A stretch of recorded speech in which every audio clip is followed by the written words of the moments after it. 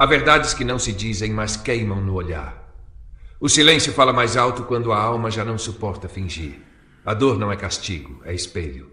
Reflete escolhas, descuidos, injustiças e nos convida a despertar. Somos frágeis e é nessa fragilidade que mora a nossa grandeza. As cicatrizes não são fardos, são marcas de resistência. São mapas que nos guiam pelos desertos da vida. Escolher confiar é sempre arriscado, mas é também o ato mais humano. É a fé no outro, é a fé na vida. E se um dia duvidarmos, lembremos, o amor e a amizade se provam na adversidade.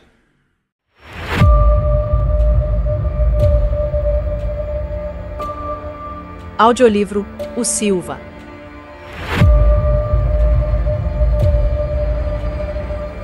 Nome verdadeiro Ariel. Leão de Deus.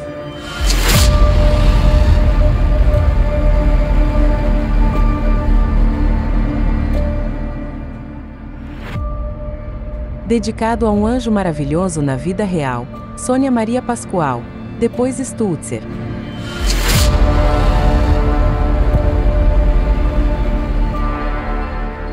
A história de um misterioso rapaz que chegou a Londrina, Paraná. Quem é ele? De onde veio? O que fazia? Para onde vai? Vamos ouvir e acompanhar esta história para decifrar tais mistérios. Coloque fones de ouvido para uma imersão mais profunda e emocionante. E boa audição.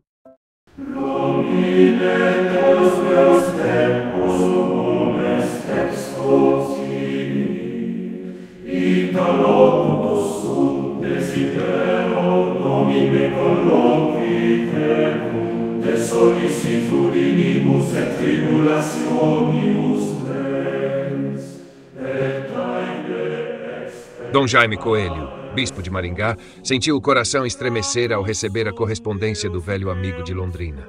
O papel, simples em aparência, carregava um peso de memórias, de tempos em que a vida era menos protocolar e mais próxima do povo. Sem demora, tomou o telefone em mãos e, com voz carregada de emoção contida, avisou ao amigo que a autorização estava assinada. Disse-lhe ainda que levaria pessoalmente o padre para celebrar as bodas em Londrina. No fio da conversa, porém, deixou escapar algo mais íntimo, quase uma confissão. Sentia falta dos dias em que fora apenas um padre, quando batizar crianças e abençoar casamentos era o ofício cotidiano, e não uma exceção. A vida episcopal o honrava, sim, mas tinha se tornado um fardo administrativo, distante da chama simples e calorosa do altar. Pediu ao amigo um favor especial, quase uma travessura santa, e ambos riram com cumplicidade, certos de que se houvesse algum juízo por parte dos superiores, seria apenas para abençoar aquele gesto de amizade. Ficou acertado. Na sexta-feira, ao cair da tarde, se encontrariam em Londrina. Hospedar-se-iam na sede da Cúria, e ali, entre paredes que guardavam segredos antigos, teriam tempo para revisitar lembranças da juventude sacerdotal. Enquanto isso, em outra ponta da história, Padre Walter recebeu um telefonema inesperado da secretária de Dom Geraldo. Surpreso, ouviu a convocação, uma reunião e que trouxesse consigo os paramentos completos, pois no dia seguinte haveria um casamento no santuário de Nossa Senhora de Aparecida, em Londrina. A noiva pedira que fosse assim, e o pedido fora aceito. Mais detalhe intrigante, não revelaram ao padre quem seria ela. Walter, que já se julgava esquecido pela arquidiocese, ficou remoendo a notícia. Quem poderia ser a noiva que o chamava assim, de improviso? Passou a noite cuidando de suas vestes litúrgicas, revisando detalhes, como quem prepara não apenas o corpo, mas também a alma para um reencontro com o inesperado.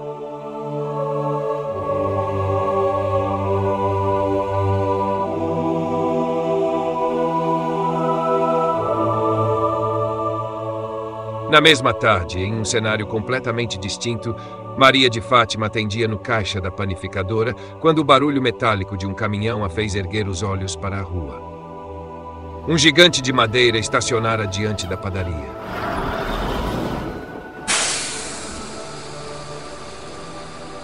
Dele desceu um jovem ainda com traços de moço, o rosto cansado da viagem, mas os olhos vivos.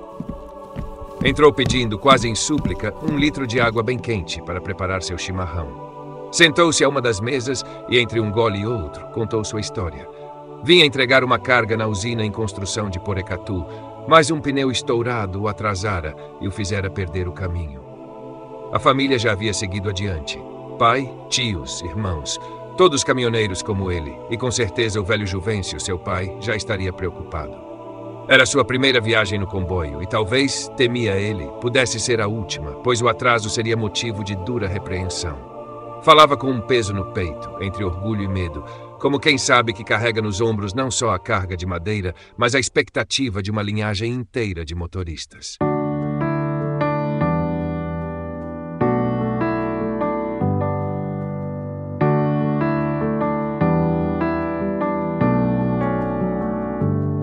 Foi Silas quem interveio, com aquela calma firme que alivia as tormentas. Sugeriu que usasse o telefone para avisar ao chefe do almoxarifado e dar notícia de que estava tudo bem. Venâncio, assim se chamava o moço, atendeu ao conselho e, feito o telefonema, respirou mais leve.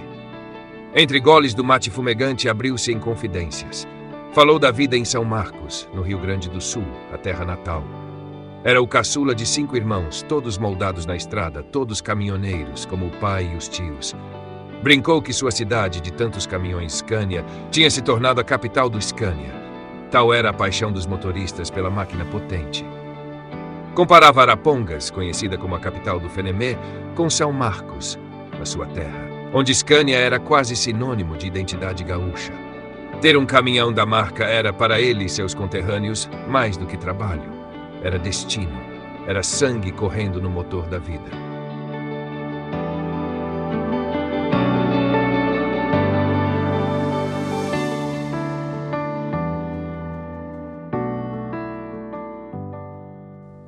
O último gole do chimarrão ainda lhe queimava a boca quando Venâncio, tomado de súbita coragem, olhou Maria de Fátima nos olhos e disse, quase como quem revela um segredo eterno: "Foi Deus quem me tirou do caminho certo para me trazer até ti, para que eu conhecesse a futura mãe dos meus filhos."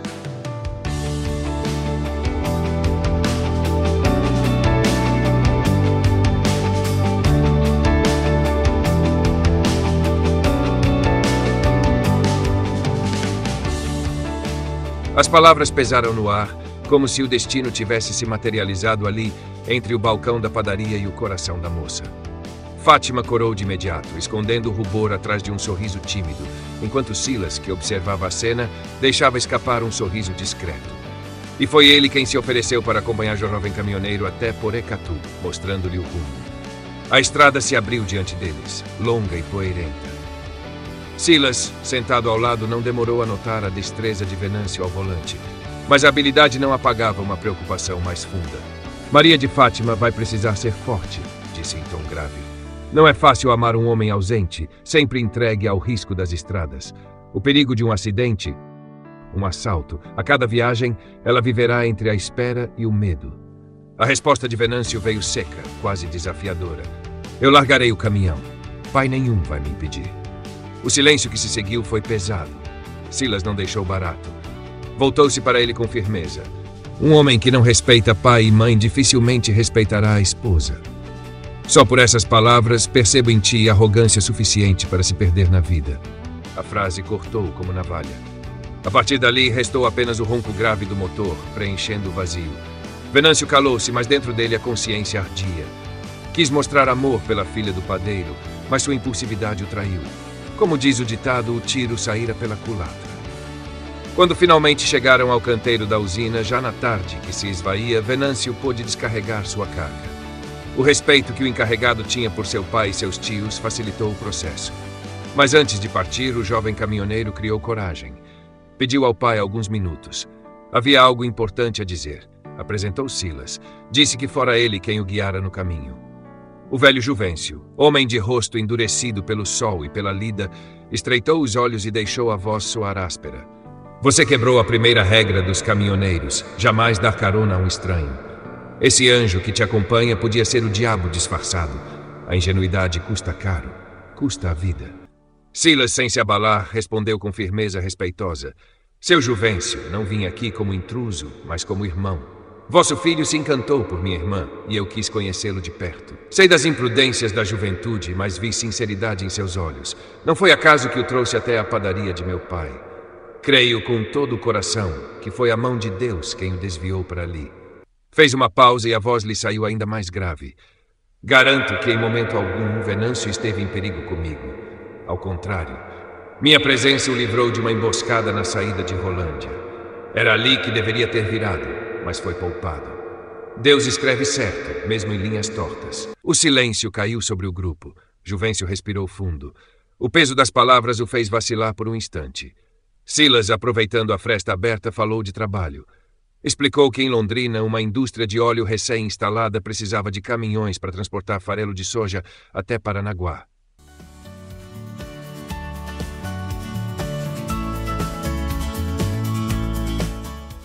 O frete era alto, justo, diferente do valor miserável das transportadoras. Não havia atravessadores. Bastava um cadastro simples e a empresa cuidava do resto. Era logística moderna. Novidade para muitos. Ao sair da fábrica, um telex já avisava o porto e o navio aguardava para embarcar a carga rumo à Itália e à China. O velho caminhoneiro, acostumado a voltar vazio de Paranaguá, sentiu as palavras penetrarem como semente em terra seca. A desconfiança ainda latejava, mas havia algo na firmeza serena daquele estranho que o fazia ouvir. Assim retiraram as carretas do pátio e seguiram todos para um bar próximo. Ali, ouviram Silas. E o homem que pedira apenas um copo d'água começou a lhes mostrar que talvez o destino não tivesse cruzado aqueles caminhos por acaso.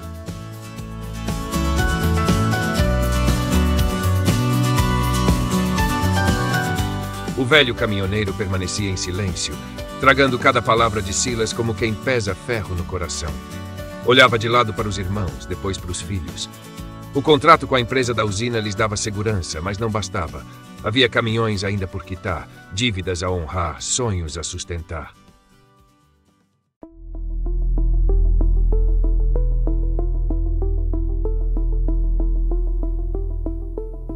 Aquela proposta soava como sopro de esperança.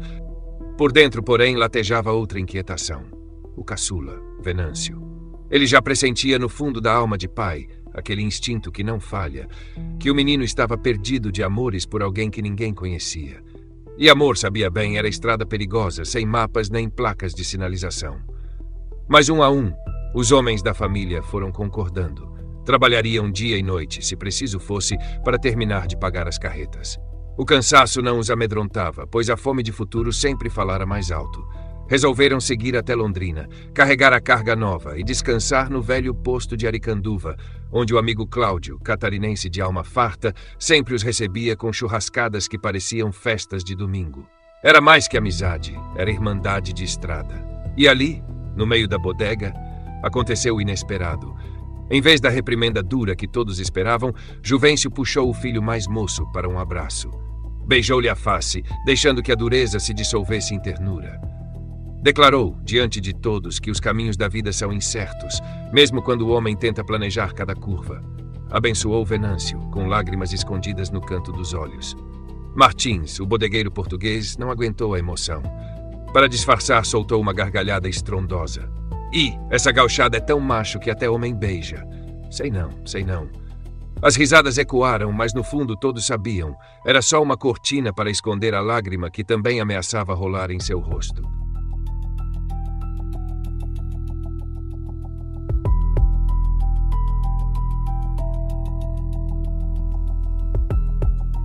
Notificados de que o caminhão já estava descarregado, Venâncio chamou Silas para buscá-lo. No trajeto, o jovem falou com humildade. Te agradeço pelas palavras, Silas. Você estava certo. Fui arrogante. Não devia ter falado aquilo de meu pai. Silas pousou a mão em seu ombro e respondeu com gravidade serena. Os pais sabem o que é melhor para os filhos. O próprio Evangelho nos lembra.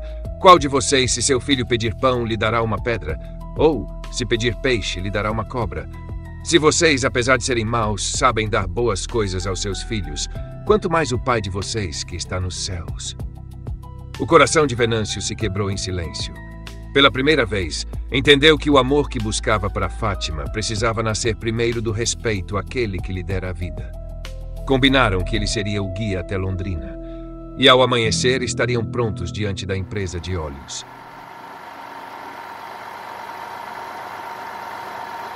Na quarta-feira, o médico da companhia, Dr. Koichi Ito, avistou aquela frota de Scania perfilada como exército em marcha. Estranhou os bigodes fartos, as costeletas, os lenços vermelhos no pescoço, uma tropa de gaúchos enraizada na beira da fábrica. Sorriu, pegou o telefone e ligou para o velho amigo. Cláudio, meu irmão, aqui é o Japa. Reconheço ou não reconheço aqueles teus fregueses de lenço e cara fechada? Do outro lado da linha, Cláudio caiu na gargalhada, lembrando histórias partilhadas, algumas secretas demais para serem ditas. Confirmou, era Juvencio e sua turma, homens de confiança, mais sérios que palavra de contrato. Minutos depois, a ordem estava dada. Podiam carregar imediatamente. O depósito quase transbordava de soja e não havia tempo a perder. E assim um caminho novo se abriu. Silas se despediu dos homens, desejando-lhes estrada boa e coração leve. E antes de partir, deixou gravado uma última verdade. Nada acontece se não for da vontade de Deus. E os caminhoneiros em uníssono responderam: Amém.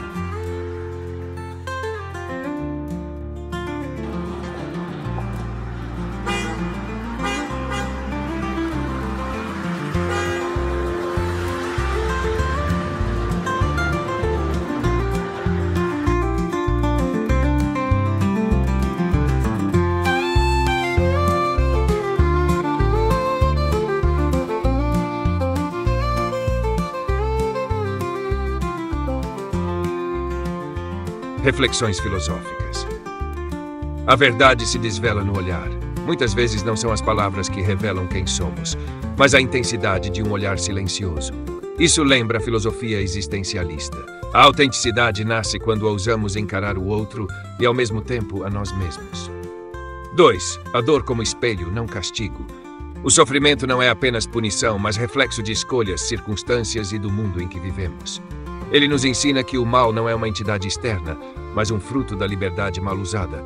Uma reflexão que ecoa em Santo Agostinho, em Hannah Arendt e na sabedoria popular. Fragilidade e grandeza do humano. A arrogância que se quebra diante da sinceridade. A prepotência que se dissolve no afeto. Tudo isso mostra que a força humana não está em erguer muralhas, mas em derrubá-las. 4. O milagre como ruptura da rotina. O inesperado. Um gesto, uma palavra, uma cura, nos lembra que a vida nunca é totalmente previsível. Há sempre espaço para o extraordinário, para o mistério, para aquilo que não se explica só com a razão. Lições de vida. A humildade salva relações. Reconhecer falhas, pedir perdão, acreditar na sinceridade do outro. Atitudes simples, mas capazes de transformar histórias. 2. O diálogo é ponte, não campo de batalha. Onde antes havia desconfiança, a escuta abre espaço para confiança. Aprendemos que falar com o coração é diferente de falar com orgulho. 3. A fé no humano é também fé na vida. Acreditar na boa intenção do outro é reavivar a esperança.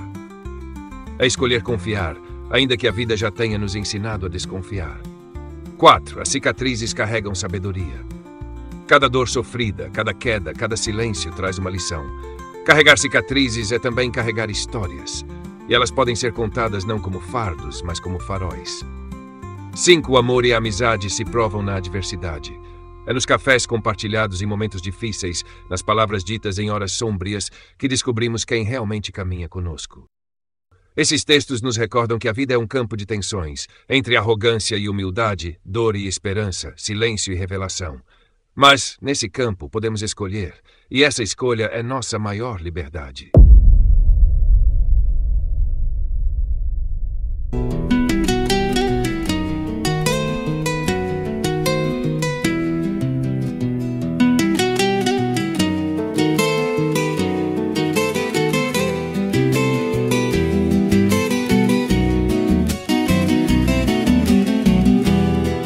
Há verdades que não se dizem, mas que se revelam no olhar. O silêncio pode falar mais alto quando a alma já não pode suportar. A dor não é castigo, é espelho. Reflete escolhas, descuidos, injustiças e nos desesperos nos convida a despertar. Somos frágeis e é nessa fragilidade que mora nossa grandeza. O milagre vem no inesperado, quando não se esconde na incerteza.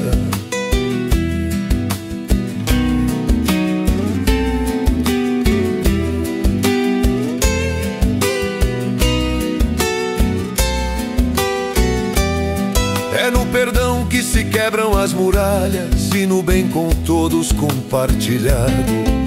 Em meio às bonanças e tempestades, as cicatrizes não são fardos, são as marcas de resistência, são os mapas que nos guiam pelos desertos da existência.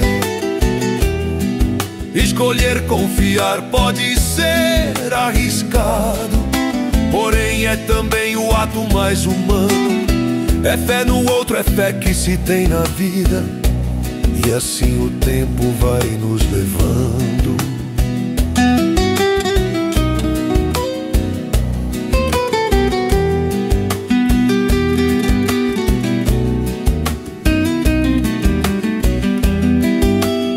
E se um dia duvidarmos, lembremos que sentimentos de amor e amizade se comprovam nas adversidades, e é apenas isso que muitas vezes é tudo o que temos, e é apenas isso que muitas vezes